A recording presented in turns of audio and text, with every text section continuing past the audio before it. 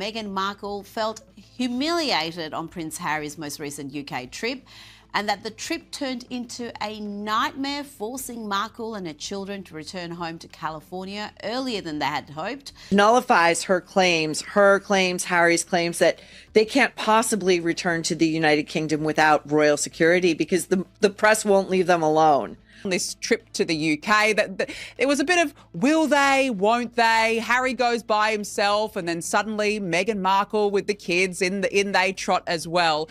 But there have been some reports that the family reunion that they had with the King and the Queen may have not gone as planned for Meghan. There are some suggestions that it probably wasn't warm and fuzzy. I can't imagine why. The reconciliation between Meghan Markle, Prince Harry, and King Charles at Highgrove fell apart faster than anyone predicted.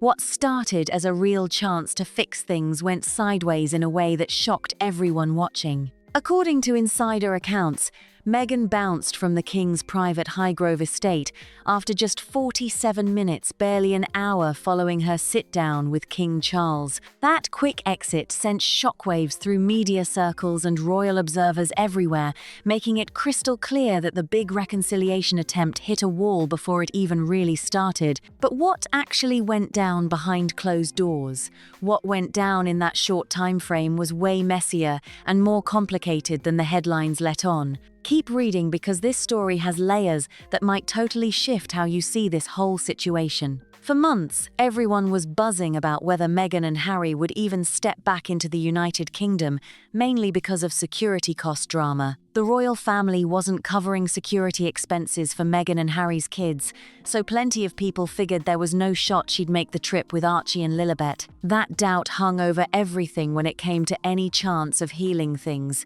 Then, out of nowhere, the whole thing flipped. Yeah, this is the first time that the King has actually met his granddaughter and grandson from Prince Harry's side of the family since the late Queen's Platinum Jubilee all the way back in June 2022. And if you were to ask me on Monday afternoon whether I thought this meeting would take place, I would have told you absolutely no chance. It's also been reported that Markle's frustrations came from the couple not receiving taxpayer-funded security and not being allowed to stay at Buckingham Palace. Rumours dropped that Meghan actually showed up in the UK with her children, touching down on British soil quietly, not for some public thing or press stunt, but specifically to sit with the King. This move caught tons of people off guard and hinted that maybe the family could actually close the distance that built up between them. King Charles apparently had a positive vibe about it too. His energy suggested he was genuinely open to working things out, maybe creating a new situation in this complicated royal family story. For years, the King hadn't laid eyes on his grandchildren, and that empty space really got to him. From the outside looking in, this visit was the golden chance for the King to actually reconnect with his son and finally be face-to-face with Archie and Lilibet. Picture how excited he probably felt, ready to share his world with them, introducing them to the cool spots and beautiful places he knows about. It seemed like the perfect moment for real connection, hugs, and making real memories together. But what actually happened was the total opposite of what everyone hoped for. Rather than warm family vibes, the whole scene felt icy and stiff, more like a tense business meeting than actual family bonding. For the most part, he was rejected. And the nightmare wasn't just the trip. It was discovering that the privilege of royalty, doesn't automatically survive after you quit your job. The conversations weren't flowing naturally, smiles seemed forced, and that spontaneous affection was nowhere to be found.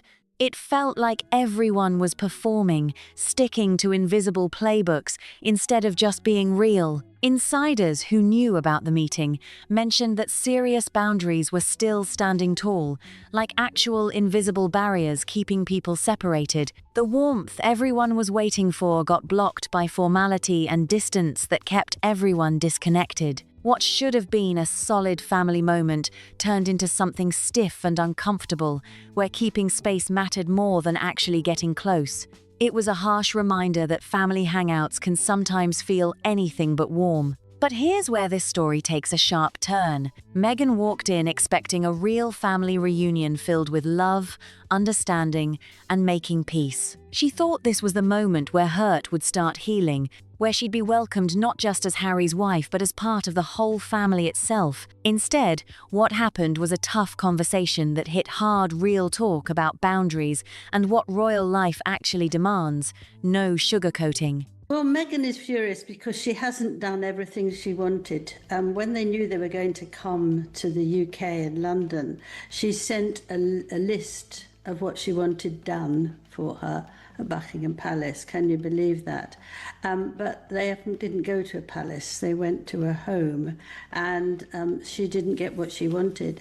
Meghan was heated, and honestly, it makes total sense why. She came in expecting open arms and full acceptance, but got hit with a strict reality check instead about how the family moved forward without her and Harry. The real message came through loud and clear. Any possible comeback meant following tight rules with zero exceptions. This wasn't the emotional moment she imagined at all. It was a harsh wake-up call that the family's future didn't have space for the kind of unrestricted return she'd been picturing. When Meghan and Harry rolled up to Highgrove, a place soaked in centuries of royal history, they had to be feeling some serious anticipation. Harry especially probably came in hoping for real warmth from his dad after all that time and tension between them. Instead, what went down was totally different. They got hit with a strategic pause right off the bat. They were told to hold up and wait. This wasn't some casual thing either. It was charged with real tension as staff got everything set up and made sure every royal rule was locked in before anyone could even step foot in that room. The whole vibe was thick with unspoken stuff hope, mixed with real anxiety hanging in the air. Now, on a personal note, Grant, I'm happy that the King was able to spend time with his grandchildren. But do you think the Sussexes will be disappointed that they did not get a photograph of this meeting, given that it would enhance their brand? This wasn't just about family members getting back together after time had passed. It was way deeper than that. It was dealing with all this baggage from the past, expectations clashing, and feelings that hadn't been dealt with. Everything was happening under the weight of tradition and the public watching. The real message came through crystal clear. This family moment wasn't about patching things up, but understanding that how things work had completely shifted. Meghan and Harry walked into a totally different situation than what they'd built up in their heads, where making peace meant accepting specific conditions and hard boundaries. Before the actual sit-down could go down, a whole bunch of formal stuff had to happen perfectly. This wasn't just a quick handshake or casual hello. Everything had to follow strict rules that were basically designed to show who's in charge. For people on the outside watching or even the ones there, it became obvious real quick. These visitors didn't have any real power in this situation. The tension was palpable, like the whole atmosphere shifted. You could practically see it, people's faces showing frustration or letdown, trying to hide what they were hoping for against what was actually going down. Most people probably thought they'd walk in and get welcomed warmly, maybe taken straight to see the king in some private, intimate spot. But what actually went down told a completely different story. The palace crew stuck hard to their own playbook. That the Sussexes with their children were able to go to Highgrove. They flew into the country, they go to Highgrove, perhaps other parts of the UK as well, and then they go back home. Does it make a mockery of their demands for 24/7 royal security, given that that was not provided? Making it crystal that they run things at Highgrove. This wasn't about bending or changing their approach for fancy guests. It was a straight-up reminder that tradition and protocol don't bend for anyone inside those walls. The whole scene screamed that the palace was in control and was going to keep running things their way, basically sending the message that visitors had to adjust to how things are done, not the other way around. In just 47 minutes flat, Meghan was spotted leaving the Highgrove spot. People watching saw deep disappointment written all over her face, an expression that said way more than words could have. It looked like a meeting that totally missed the mark, a moment loaded with hopes that never happened. But here's the wild part. Reports came back that King Charles left that meeting feeling satisfied and cool with how it went. The difference between how upset Meghan looked and how okay the king seemed created this massive question mark about what really jumped off behind those doors. After being apart for so long, Harry finally got to actually connect with his grandchildren again. But despite all that build-up, what came out was way colder and more stiff than anyone wanted. What should have been emotional and healing turned out to be quiet and formal instead, basically just going through the motions. Sped Prince Harry, Meghan Markle and the two children to see their grandfather. We're not quite sure how long it lasted. Some people are saying an hour, some are saying more. The fallout from it has been we're all sitting waiting for it to be leaked. Nothing so far. Apparently William was appalled. The following day, Harry looked like the cat that got the cream, because you and I both know that the Sussex brand's dead now, isn't it? Anywhere in the world, unless they can actually prove to have some link still with the very family they spend their entire life slagging off. Wanted the king's embrace, and if she got that seal of approval, that good housekeeping seal of approval, she would be able to monetize that. She would be able to use that to her advantage, and the palace was very smart on this one. Sources said the whole thing was subdued with barely any real talking or actual breakthroughs. Instead of real laughs or building memories together, it wrapped up with nothing but polite small talk and stuff that felt rehearsed. 0 photos got taken, which basically told everyone the whole thing was missing the warmth that shows up during actual happy family time. Right after that flat meeting at Highgrove, Meghan bounced with the kids, keeping things low-key with almost no public presence. Harry stayed behind in the UK, though, to get ready for the Invictus Games, something he really cares about. During this whole thing, Meghan totally avoided being in public. Insiders figured out why she wanted 0 parts of the backlash and hate that could come with showing her face. Being seen could have meant facing boos or harsh reactions, something she clearly wasn't trying to deal with during this rough time. On top of everything else came reports about gifts tied to Meghan's brand. Those presents were basically shut down and got the cold shoulder. That hit her hard, leaving her feeling pushed out all over again. This small move showed the bigger picture of feeling disconnected and left behind.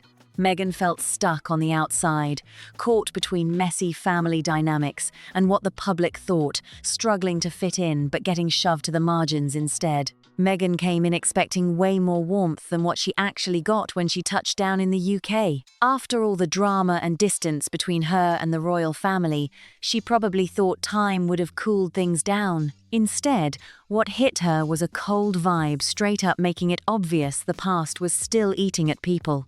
The hurt feelings were still fresh for folks inside those palace walls, and you could feel the resentment hanging heavy in the air. Picture Meghan walking into that room ready for a real, deep conversation where they could finally close the distance that had built up over years. King Charles hadn't seen his grandkids in forever, which made everyone think this moment would flip the script and bring them back together. The whole world was basically holding their breath, dreaming about genuine hugs and laughter bouncing off those palace walls. But reality hit different. I don't think William was very happy. I don't think the Queen was very happy. But I'll tell you why I think it's clever. And I thought about this overnight, because I don't know much else to do, because I don't sleep.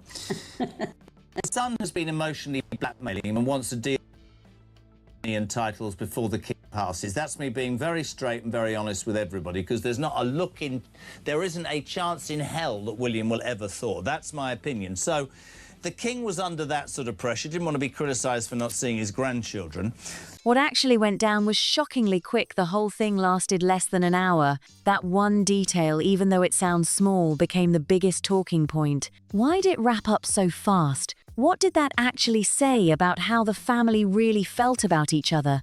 For people who live and breathe everything about royal drama, that short meeting sent a message loud and clear. It showed that underneath all the polished image, the main issues that tore things apart were nowhere near fixed. The family didn't come out healed or brought back together by time and forgiveness. Instead, the meeting made it obvious a rough, complicated road still lay ahead. The tension was still there, the damage was still raw, and real reconciliation felt way out of reach. After Highgrove wrapped, everyone started talking about what really went down behind closed doors. Everybody'd been hoping this would be the breakthrough the moment things actually started getting better and the family got closer. But when cameras caught Meghan leaving, the story looked totally different. Rather than the happy, joyful look someone would have after a real family reunion, observers picked up on something way heavier and more troubling instead. Her whole body was sending signals, disappointment and stress written all over her,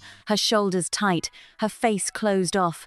The whole thing seemed to leave her shaken instead of reassured. People started breaking down every tiny detail, hunting for clues in how she looked and moved. Some figured this wasn't a win, but instead a session full of hurt feelings and tension that nobody was saying out loud. That she didn't exactly get what she wants, and she certainly didn't win. A lot of us were frightened that Meghan would be able to manipulate the king, but I think in this instant, nothing has changed. They met for an hour and a half, they had tea, they talked about stuff that had no big relevance, small talk. There's no one better than the royal family for making chit-chat. If ever you've been around the royals, they say nothing. It's like cotton candy. They just talk and they don't say anything. And so he can sit there for an hour and a half and say absolutely nothing. Art form. The smiles everyone predicted totally didn't show up, replaced by this quiet, heavy mood that made people wonder what really happened inside Highgrove. What made it even more obvious something went wrong was that straight up no family photo got taken. When big moments like this happen, especially with famous families, there's usually at least one shot to show everything's good and connected, but nothing.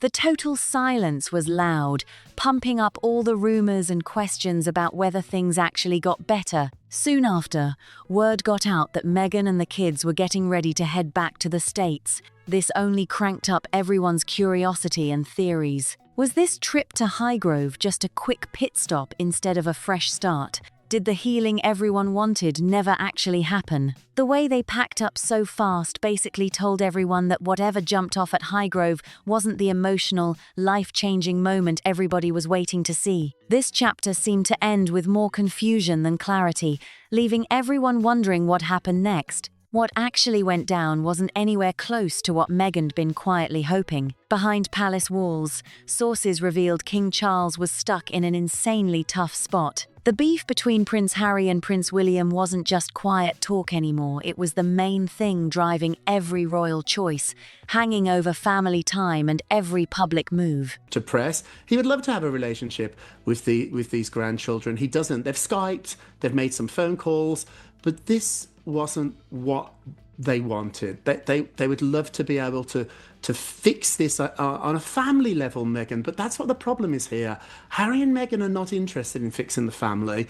They want a professional relationship. It's about the money. Mm-hmm. It's about the association to royalty. It's about being close to power. And that wasn't even the worst part. There was also serious strain between Prince Harry and Queen Camilla that nobody really talked about, but everyone felt, stacking another headache on top of an already messy family situation. Picture being in the middle of all this chaos, a king who naturally wanted real time with his grandkids, those connections to the monarchy's future.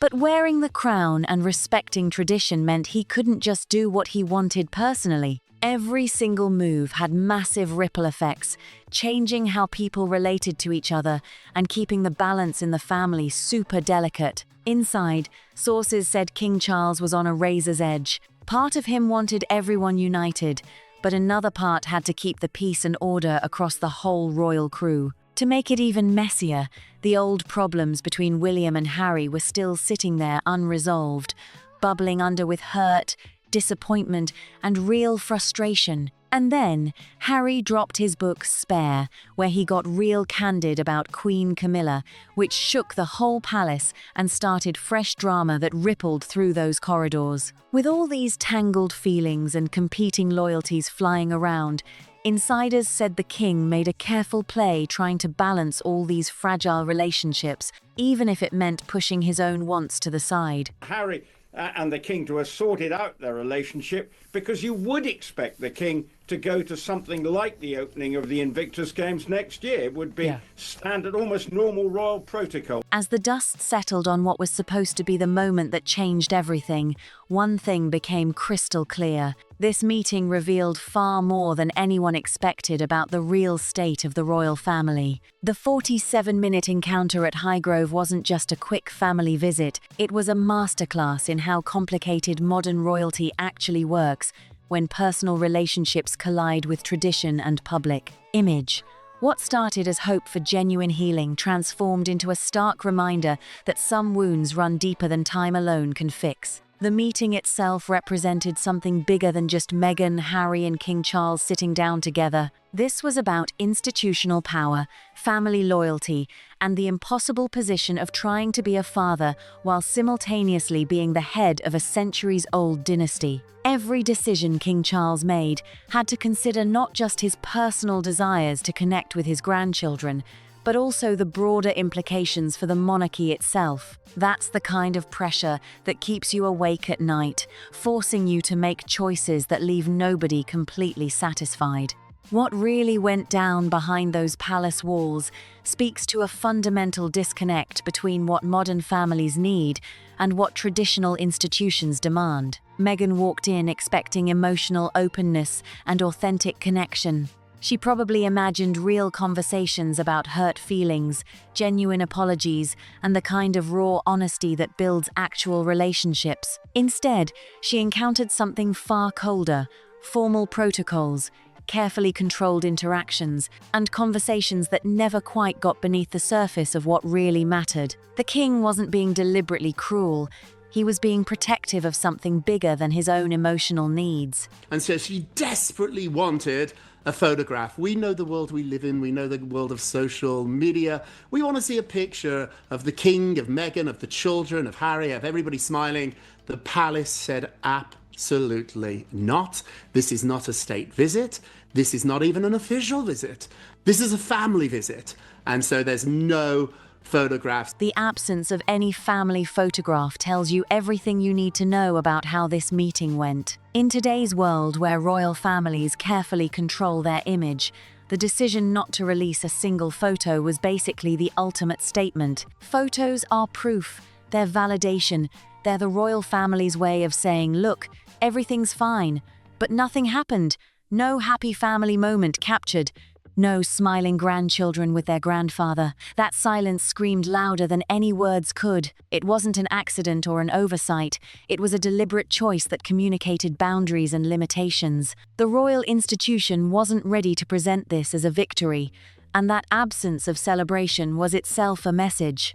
Understanding the full context of why things unfolded this way requires looking at the massive elephant in the room. Prince William and Prince Harry's relationship is fundamentally broken in ways that go way beyond typical sibling disagreements. These aren't guys who had a fight over something stupid and just need time to cool off. The rift between them touches on questions of loyalty, family honor, and whether Harry's choices were betrayals or necessary self-preservation. That's the kind of conflict that doesn't get fixed in a single meeting or even a series of meetings. It requires both sides to be willing to reassess their positions, and right now, that doesn't seem to be happening. Then there's the Queen Camilla situation, which adds another layer of complication that most people don't fully grasp. Harry's revelations in Spare about his relationship with Camilla weren't small criticisms that could be smoothed over with an apology. They touched on fundamental questions about loyalty and respect within the family structure. Camilla occupies a unique position. She's the queen consort, she's married to the king, and she represents a version of the monarchy's future that doesn't include Meghan and Harry. When Harry spoke publicly about his struggles with her, he wasn't just venting about a family member, he was challenging someone the entire institution has decided to rally behind. That's not something that gets resolved through a brief meeting. The timing of when Meghan and Harry showed up also matters more than people realize. This wasn't some spontaneous decision where they woke up and decided to reconcile. It was clearly orchestrated, planned out, and probably involved discussions happening behind the scenes that we'll never know about. The fact that it resulted in a 47-minute meeting suggests serious negotiations about what could and couldn't be discussed, who would be present, and what the expectations were. That level of control doesn't create the environment for genuine healing. It creates the environment for performing healing, and those are two completely different things. What this meeting actually revealed is that the royal family operates on a different set of rules than regular people. When most families have conflicts, they eventually have to sit down and actually deal with their feelings. Someone gets frustrated and says what they really think. Tears might flow, voices might get raised, but then something shifts, because everyone involved wants the relationship to matter more than their pride. The royal family can't afford to have that kind of raw, emotional breakdown. Everything has to maintain a certain level of polish and control, because the institution is bigger than any individual. That's the fundamental incompatibility. Meghan and Harry wanted one kind of family reconciliation, and the monarchy could only offer another. The broader issue is that Meghan represents something the traditional royal family has never really had to deal with before. A woman who's openly discussed her mental health struggles, talked about racism within the institution, and refused to pretend everything's fine when it's clearly not. That kind of honesty is refreshing and important in regular life, but it's threatening to an organization built on maintaining appearances. The royal family's whole thing is about projecting stability and timelessness. Meghan's whole thing is about pushing for authenticity and change. Those aren't just different approaches, they're fundamentally incompatible philosophies. Harry's situation is equally complicated because he's basically caught between two worlds. He wants to honor his family legacy and maintain a connection to his heritage, but he's also chosen a different path that his family can't fully support. Being a member of the royal family means accepting limitations on your freedom and your voice. Harry clearly struggled with those limitations before he left, and now he's struggling with the consequences of leaving. That's not something any single meeting can fix, because it's an ongoing choice he has to make every single day. What makes this whole saga so compelling is that there aren't really any villains here. King Charles isn't evil for prioritizing institutional stability over emotional connection. Meghan isn't wrong for wanting authentic relationships instead of performing politeness. Harry isn't unreasonable for trying to maintain ties to his family while building a different life. Everyone involved is making rational decisions based on their own values and priorities, but those priorities are in direct conflict. That's what makes real reconciliation so hard. It's not about someone being wrong and learning better. It's about fundamentally different worldviews crashing into each other. The Sussex brand question that keeps hanging over all this is real, though. Meghan and Harry have built something significant: a media presence, business ventures, and a platform that reaches millions of people.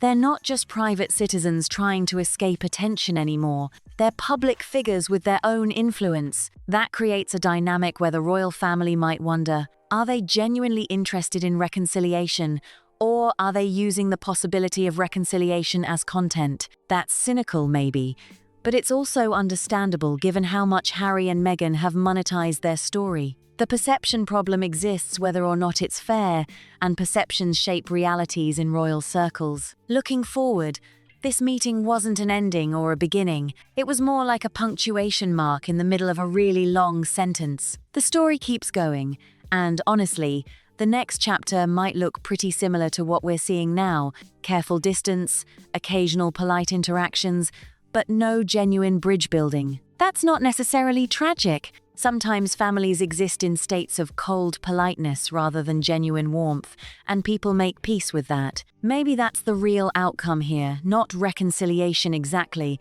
but acceptance that some gaps are too wide to close. What this whole situation teaches us is that even the most powerful people on the planet can't always fix broken family relationships just through sheer force of will. Love and duty aren't always enough when the fundamental issues go this deep. The monarchy itself might survive fine without Harry and Meghan being fully integrated into it.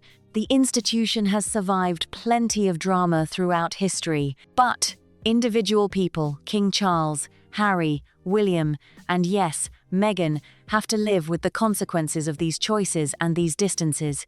That's the human cost that doesn't get discussed enough in all the speculation. This story's far from over, and that's what makes it so compelling to watch. We're basically witnessing a family trying to figure out how to coexist in the modern world while being bound by centuries of tradition and protocol. The outcome is genuinely uncertain, which is rare in the celebrity and royal world where things usually feel pretty predetermined. So if you've made it this far, and this story's got you hooked on royal drama, hit that like button right now. Subscribe to our channel because we're constantly breaking down these wild family situations and delivering the real. Share this video with everyone you know who can't get enough of this stuff, because conversations about what really went down matter. Drop your thoughts in the comments. We genuinely want to hear what you think went wrong at Highgrove and where you think this whole thing goes from here. See you on the next one.